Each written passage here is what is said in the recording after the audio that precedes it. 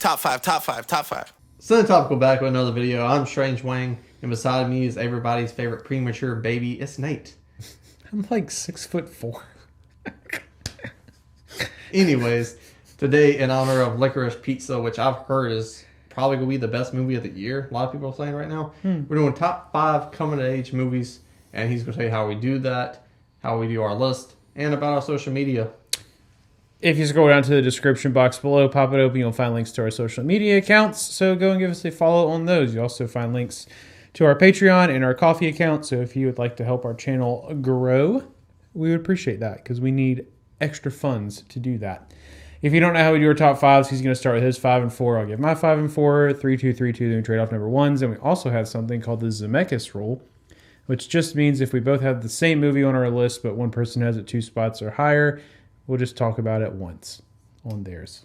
That's facts. My number 5 is going to be Dope. That's dope. It is dope. It's a dope movie. But honestly, coming to age genres is really personal to me in general. And I feel like a lot of people. So Dope, the message of just because you don't fit into one group or what you're supposed to fit into, that doesn't make you any less like valuable as a person as them or whatever. Yeah. Honestly, this movie shows that it benefits you more because you see shit so many different ways and you have more knowledge about everything. And it really just makes you a better person. Yeah. Because you can sympathize. You can put yourself in another person's shoes. You know what I'm saying? The advantages that come with that. And I think this movie does it wonderfully. That's right, man. That's right. With the premise and everything, selling drugs, etc. The stakes are there because he's selling drugs and he could get shot and killed or in trouble, but he's also trying to go to Harvard. So for like me being in high school and know how like pressure college is, like it's very relatable. And it hit with me with the main message. Number 4 is going to be Good Boys. Came out 2019. Oh, yeah. This movie's fantastic. The comedy, yeah. Yes. It's a comedy, and it's fucking hilarious, but it's got a ton of heart and a great message that just because you're friends with someone and you grow apart, that's not the end of the friendship, you know what I'm saying? And I feel like in real life, that's kind of how it is, because people are just like, oh, damn, I remember him and I used to hang out like fucking ton.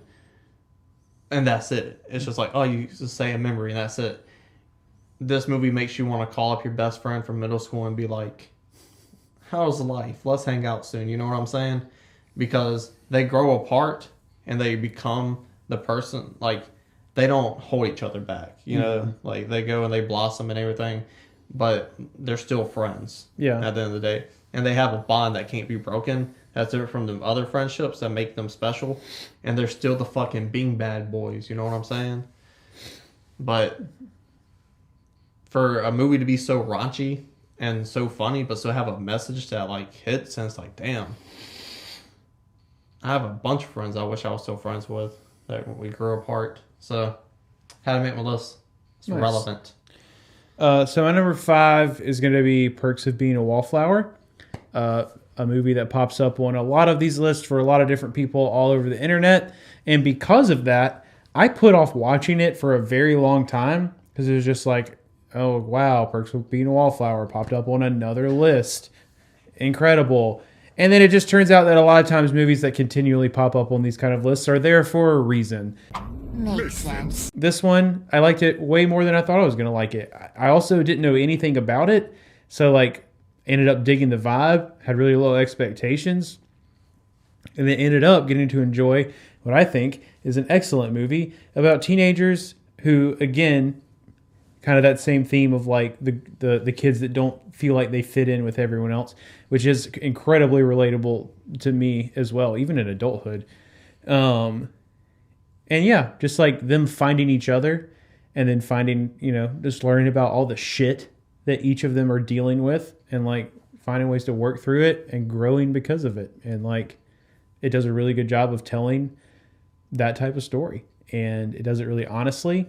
And I can think of very few coming of age movies who tell that type of story about kids like learning about their own and learning how to like at least attempt to healthily deal with their mental health issues. And I appreciate that. My number 4, I could say a lot of the same things about this movie. So it's Edge of 17. Very good movie. It was close. Yeah. Love that movie a lot. You only have like one protagonist this time instead of like your one main one and then the other two ones. But like really realistic movie, right? Because nothing like just super wild happens in it. It's just a girl really, really struggling with like A, feeling like she fits in at all. B, dealing with the death of a parent. And C, feeling like that feeling of betrayal by not only your family, but like your best friend as well. And learning how to navigate through all those things. Yeah. And D, sending a message to a guy you like saying you're going to give him that sloppy toppy, right. that Zuka Lamink in Yeah. the back of a fish store. And I love that, like, even in learning through that, because there are a lot of people, guys and girls, who just, throw that message out and then follow through with it because, like she did in the movie, she just thought that was what she was supposed to do. And then learned very quickly that that's not who she is and not who she wants to be. And I was so proud of her for realizing that. And when you can make me feel really, really proud of a fictional character, you did a good job of telling a story. Nice. My number 3. So, coming to age movies is my favorite genre of all time. Okay. Like, that's just a fact. Yeah. Like, in The Facts of Strange Wang, Right. that is a factual statement. Okay. So, I put 6 movies on my list because the message and the meaning is, like, very similar. And the message is love. Mm-hmm. So, my number 3 is going to be Rushmore / The Graduate. And this taught me a lot about, like, I'm still, like, fucking lost on the subject. Mm-hmm. But it taught me a lot about myself, like, in high school and everything, and how I view women and whatnot. Mm-hmm. The idea, you fall in love with the idea and not the actual person. It's a bad move. So you make a bunch of you do a lot of really stupid things. Yeah. Like because of the idea. 7 years. So you fall in love with the idea. Yeah. And that just gets you in trouble. And then once, like, you get the girl or whatever, you're just like, I don't want to fucking date you. What am I doing? You know? And then everyone just gets hurt at the end. So I do, like, you made this joke, but it's funny because it's true. Like, I'll be like, oh man, I met this girl. Like 2 days later, I'm like, this, and this. Like, I got a fucking movie about this person, right? You know what I'm saying? Right. But to me, those resonate a lot. They're very similar because, like, they love the idea. He loves the idea of the teacher and the older woman. That is his teacher in Rushmore. The graduate, he falls in love with this girl just because they had one good night together and fucking interrupts her marriage and they run away together and then they get on this bus in The Graduate and they're like, oh fuck did I do? Yeah. So I could more The Graduate than Rushmore. Rushmore's funny and similar message. I could see me doing some Graduate type shit, honestly. Probably. Taking a bitch to the zoo to see the monkeys. Hooking up with an older woman. I love older women anyway, so that may have been the movie that, like, it's okay to like old women, you know. Can I ask you something? You ever been with an older woman? Well, you old now, so I guess you don't got too much to do. For you, they gotta be 80, huh? Wow, appreciate that. So that's a no. No. I don't know. You could have been 18 and got with your friend's mom. Your one friend, Michael, he got a hot mom. I would definitely hit that. Melanie, that's not. What's her name? Melina? No. Melinda. If you're watching this, you can get it. Holler at Strange Wang. Your son got my number. Actually, I got your number, actually. It's somewhere. I got your number, actually. Oh, shit. I'm about to hit her up. Let's finish this video. Oh, shit. It's my turn still. Yeah. Number 2 is mid-90s. God, I fucking love this movie so much. Just growing the moment in life where you're getting out of the kid things. You feel like you have to get out of the kid things to get rushing to being an adult. Everyone goes through that. Now we just go back to being kids when we hit 20. You know what I'm saying? But this movie represents that. And as J. Cole said on his freestyle in LA Leakers, to paraphrase that, not on some Bill Cosby shit, but if you're sleeping on this movie, then fuck you. Hey, yo! Because this movie's that good. And if you used to see, it's like, oh, it's a little skating movie. Oh, you can watch this. It's one of the best movies of all time. It's debatable. It's fantastic. I love this movie to death. And it's so great. It's funny. It's heartwarming. Every emotion you can think of is in this movie. There's times where like there's tension there and I feel the tension coming off screen. Or there's times where I'm like heartbroken for these characters. There's times, well, that I'm scared for these characters because I still get in this movie that much. If someone gets in like a skateboarding accident, I'm still like, holy shit, like. Or a car wreck. Car wreck or anything like that. You know what I'm saying? Like, I'm laughing with these characters. This movie feels like friendship and it's relatable because we all go through that stage where it was like, damn, we got to put the Ninja Turtles and our Hasbro wrestlers down and we got to do adult shit. But we're in middle school, so we don't really need to. And it has 90s rap in it. I love 90s rap. You got Wu-Tang, Tribe Called Quest, Jay-Z, a bunch of amazing music. I believe there's a nice song in there. 93 Till, that's a fucking fantastic song as well. And then you got my favorite scene in Goodfellas in the background of one of the scenes of the movie. It's amazing. And that relationship with your mother and brother when you're doing that. You're just like an angsty little teen, you know? Yeah. It's fantastic. It's a great movie. It's phenomenal. So my number 3 is 8th grade. And it just comes down to relatability in that, like... You have a YouTube channel? Well, Gucci. that's true. I was an adult when we started ours. True. Yeah. Well, I mean, like, legally. Adult. Yeah. I was not in school anymore. You could go to jail adult, you know what I'm saying? Yeah. I think just like a really common theme in all these movies for me is just like that feeling of not fitting in, right? And it's just like, that's 100% what Homegirl's going through in this movie, and that a lot of the other like girls and kids around her are just growing up way faster than she is, and like she feels left behind and like doesn't fit in, and it's just kind of like the whole story is just about accepting that, right? Like, I am who I am. I'm going to grow at my own pace. I don't have to be what these other people are, but also I feel alienated and I feel weird and I feel ugly, and like I think my favorite thing about this movie is that it shows that when you find a group of people who just accept you for who you are, like all that shit just goes away. And that's beautiful. And it's also true because it works in real life as well. And then my number 2 is kind of like, I mean, it's definitely a coming of age movie. It's just kind of like a reverse coming of age movie, and because it's big in that he kind of literally comes of age. It's like the way better version of 13 going on 30.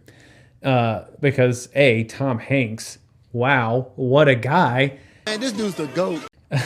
But it's like, yeah, he's just like a 12-year-old kid. I can't remember how old he is. He might be like 9. I can't remember. But he's got to be older than that.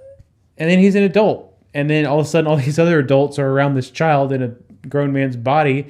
But most people just find his like childlike wonder and like how he still sees an adult world through a kid's eyes like incredibly endearing, and everybody ends up liking him. So the message of the movie is equally don't grow up too fast, but also when you do grow up, like you don't have to be this picture perfect, put together, like idealistic like view of a societal adult. Like you can keep that kid at heart and still like bring a lot of very good things to the world. And I like that. That's big. That's a fact. I'm sad it's not on your list. My number 1's The Bronx Tale. It's my favorite movie of all time. It's that coming to age element of learning what right and wrong is, peer pressure, loving, and everything above, you know what I'm saying? And it's like super relatable to me because my mom and her boyfriend, totally different styles of parenting. And he was around all the time, so he was basically like a parent. I still call him dad to this day. He calls me son. It's very that much relationship. But while my mom's teaching me right from wrong, the correct way, I guess you would say, he's teaching me how to hustle people at the swap meet, at the flea market, yard sales. Go say you're buying this for your mom. It's her birthday tomorrow or some shit. You know, like telling me lies, telling me, oh, it's okay. It's a little white lie, you know. Teaching me how to lie, teaching me how to hustle. This motherfucker had me. He's like, you go start your own business. and he bought me a bunch of Halloween candy after it went on sale. And he was like, sell this at school, and then I'm going to show you how to keep a business going. I sold Halloween candy 6 years because of that, man. I had money left and right. But little things like that, like the hustle, and that's what Colangelo gets from this mobster Sonny. You get really good life lessons, but it's taught by a not so great man. But he is a great man at the same time, you know what I'm saying? But his father is your legally straight man. Great man. And he's teaching them the real life lessons, hard work. But where this movie succeeds and relatable to me is you can tell the difference. And you take the best of both of those parenting styles and make it at you as a human and what you believe in and whatnot. And I've turned out great. Yeah.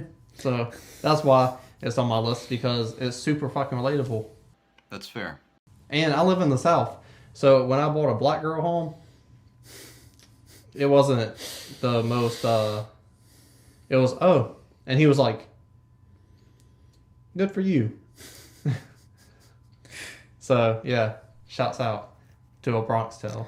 Yeah. So my number one is my Wes Anderson for the list. Then it's Moonrise Kingdom. I love this movie so much.